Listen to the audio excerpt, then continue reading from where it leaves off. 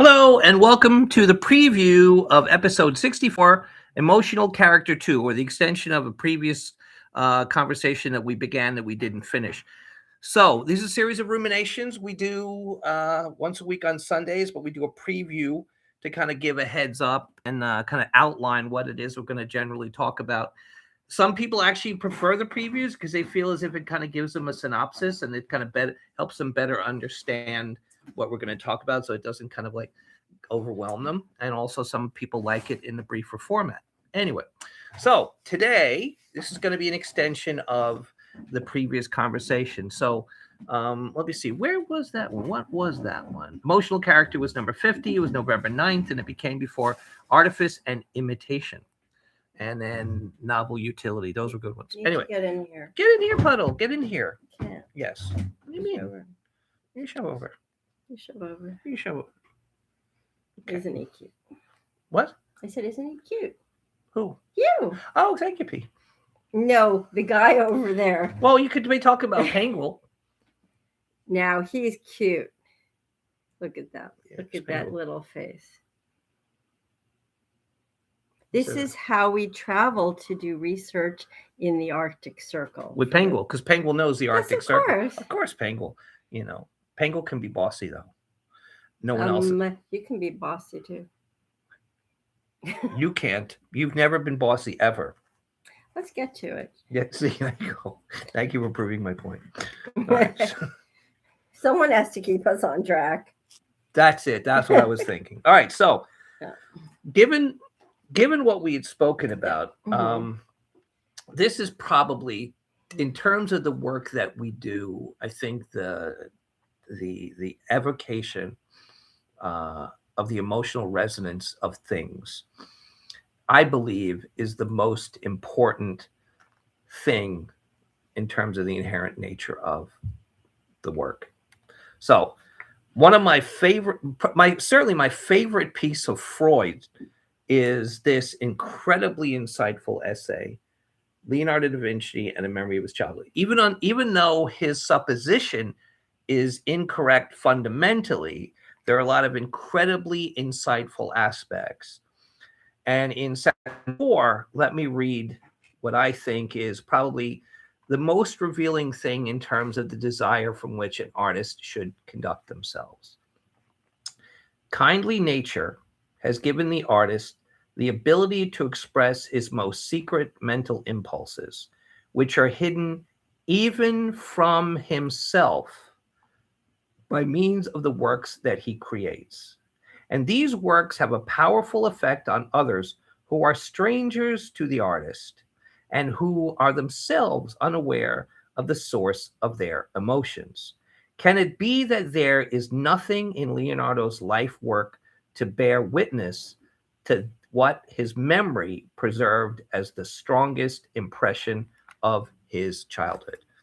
Now, I've had this happen to me in terms of some of my works, where an individual will come to me and say, what to me is the greatest compliment anyone can ever pay to anything that I've done in terms of these etudes, which is that I have covered an essence that the artist who did the piece was not aware of. So if I see something that the artist did but did not understand about the truth and beauty of their own piece, that to me is the deepest understanding that one can gain from the study of a piece by someone else. It shows that you've gotten to that essence which Freud is talking about. And to me, if someone can say that's the case without me prompting them, then I know that I've achieved my ultimate goal. So in the few cases where that's happened, I find that a magnificent satisfaction. Anyway, with that said, what we'll be doing is extending our appreciation of what is the essence of depicting and delineating character in the objects that we generate as artists, architects, etc. So, P, tell us what you will be telling us about in your depth of your insight as well. Well, I will be walking you all through the way I plumb the depths of character in objects and artifacts that are not usually seen by almost anyone to possess character. I find a multifaceted, multidimensional character in many, many things that are classified as inanimate objects. There is also, incidentally, I forget the exact word in Japanese, but I'll have it for Saturday. The Japanese have a long standing tradition of not just imbuing their daily objects and objects of the household with character. They view them as possessing an intrinsic character, not just a spirit. Sarakuma. That's funny. I just made that up. It sounds like a Japanese word, Sarakuma. Probably is. Nambuni. Hmm. Anyway, the point is that the character of these objects, they interact with each other, they interact with the humans in their environment, in their immediate vicinity. But I routinely draw objects and artifacts at the Met. In fact, that is what I draw. I do not draw portraits of people. I don't copy other people's work ever. There's no need for that, and that's not how I function. I always produce original work, always.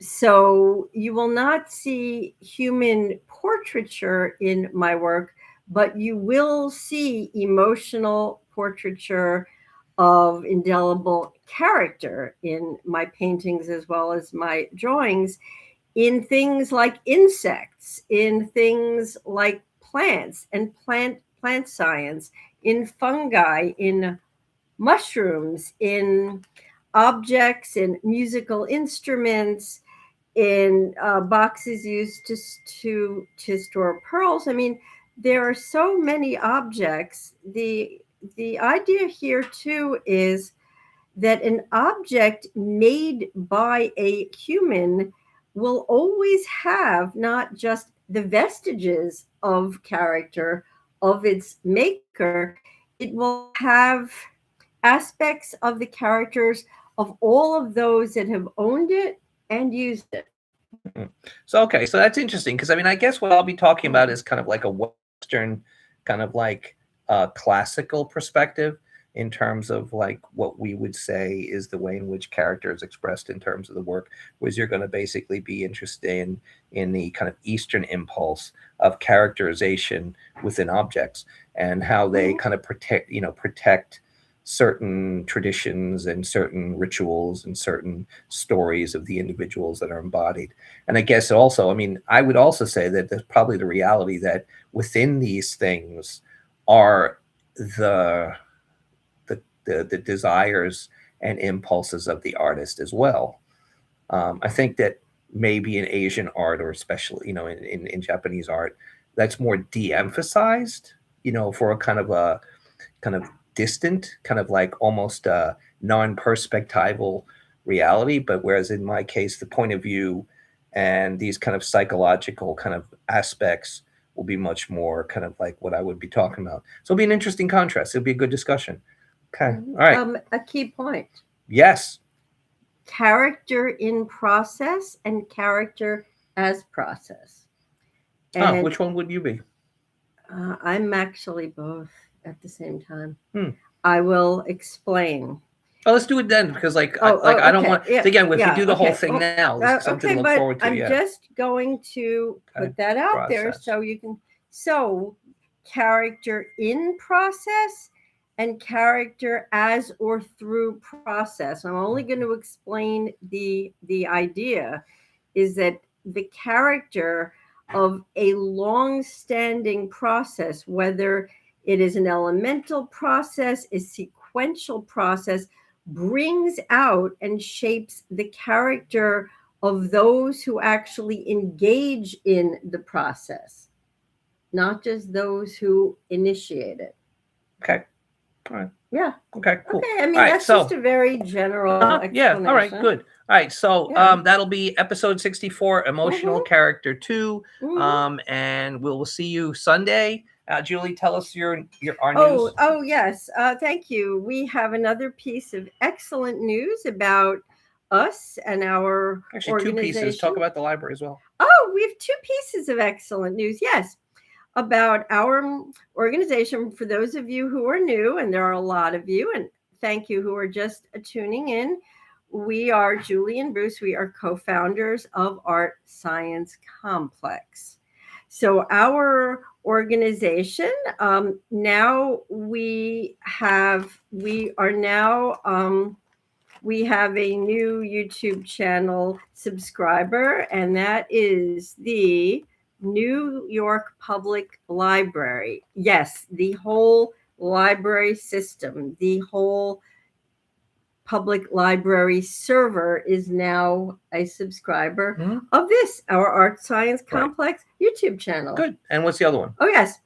Our other news is Bruce and I, have been invited back on the television show Open with Dr. Bob Lee, which shows throughout the country on BronxNet Television Network. And you can see the clip under posts on our YouTube channel of our first appearance and interview on Open with Dr. Bob Lee. It turns out our show was extremely successful, extremely well received, and we were asked last Thursday by the producer if we would like to come back on, and we will be back on February 23rd. Yeah, Monday. Yep.